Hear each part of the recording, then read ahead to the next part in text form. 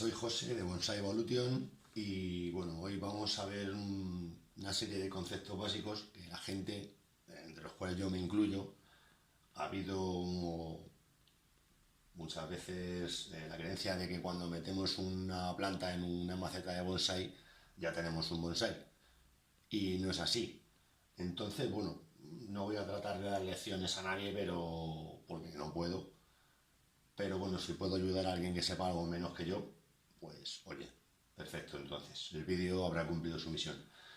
A ver, vamos a hacer una cosa. Vamos a hablar de un árbol desde que es una planta pequeñita hasta que es un bonsai. Entonces, para tener éxito en esa planta, lo primero que tenemos que hacer es elegir una especie que nos vaya bien en nuestra zona, ¿vale? Si es autóctona, por ejemplo, aquí en Madrid, pues te compras un olmito, te compras un árbol sencillo, un árbol de verde cora, y para empezar es más que suficiente. Si, por ejemplo, adquirimos una planta de otra zona geográfica donde se da muy bien, pero aquí tenemos en Madrid un calor enorme, por ejemplo, nos va a costar mucho trabajo un arce sacarlo adelante, aunque también se puede, pero como se trata de aclarar conceptos para gente que empieza. Y luego el material de partida. Si tenemos una plantita que es como la varita esta, hasta que la transformemos en un bonsai, pues van a pasar un montón de años. Entonces el material de partida es importante para ver el resultado un poquito antes. ¿De acuerdo? Entonces el material de partida, si procuramos que sea un poquito más grueso el tronco, pues mejor que mejor. Es decir, desde semilla nos va a costar más que desde una planta de vivero. Y si compramos un pre-bonsai, pues nos va a costar todavía menos. Eso en cuanto a la especie. Ahora, el espacio físico.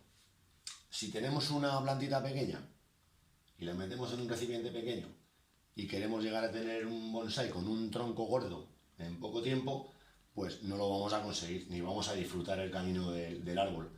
Entonces, el recipiente es importante. Lo primero que hay que tener es un poco de paciencia, meter esa plantita fina en, en un recipiente más grande y dejarla crecer por unos años, ¿de acuerdo? Entonces, cuando tengamos el tronco, ya podremos trabajar en un futuro en la zona de la ramificación. El tipo de sustrato, muy importante. Siempre cogemos y venimos y según compramos un árbol, lo trasplantamos. Si estamos en fecha de trasplante, de acuerdo. Si no, pues igual le hacemos un 7 al árbol. Pero bueno, el tipo de sustrato es importante. Usamos sustratos drenantes, como Akadama, como Kirizuna, como Pomice, ¿vale? Como grava volcánica. Entonces, eso es también muy importante a la hora de poner un árbol en una maceta. Porque va a retener agua, va a retener nutrientes, ¿de acuerdo? Luego, la localización de la planta también va a ser muy importante. No es lo mismo tener al sol que a la sombra y no es lo mismo tenerla dentro que fuera. Fuera es lo ideal y al sol también es lo ideal.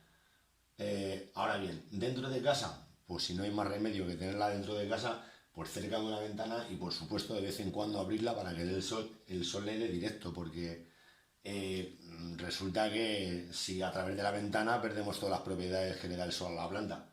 De manera que, y luego el sol a la sombra, pues dependiendo de la variedad, pero por ejemplo, un olmito del verde cora al sol, ¿de acuerdo? Y en la calle, es a donde mejor va a estar. Entonces, si tenemos en cuenta que la especie no se favorecedora y la vamos a tener fuera, ya tenemos dos cosas ganadas, la especie y el espacio físico.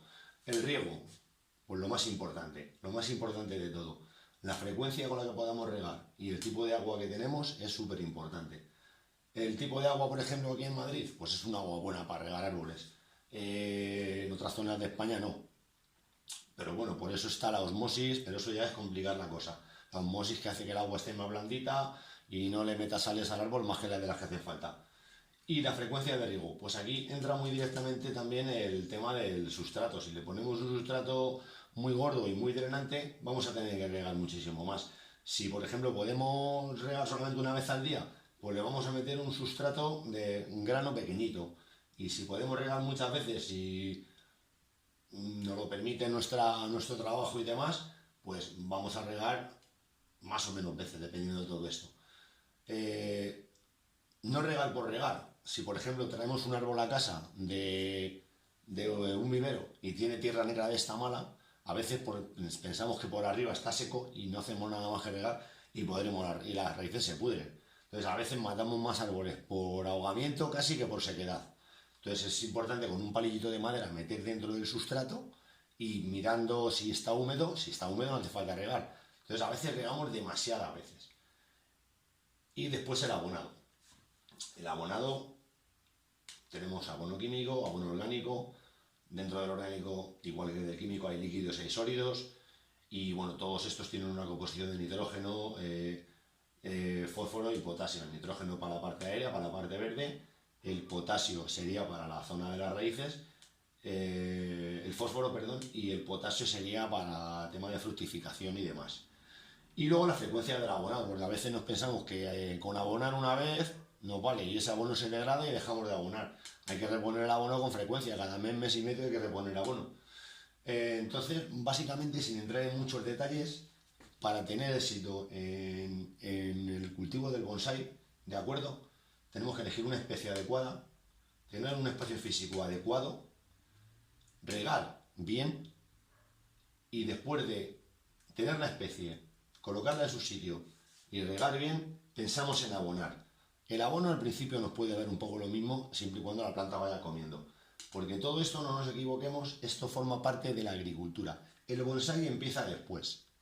Ya después de que todo esto lo tenemos controlado, tenemos asimilado cómo se cultiva esa especie, entonces ya podemos pensar en diseñar, alambrar, calendarios de abono, calendarios de un montón de cosas, y hacerle un carnet de identidad al árbol, por decirlo de alguna forma, y empezar a pensar que tenemos un bonsái. O sea que, chavales, primero tener todo esto claro y después ya pensaremos en hacer bonsái. Venga, chao, chavales, un saludo.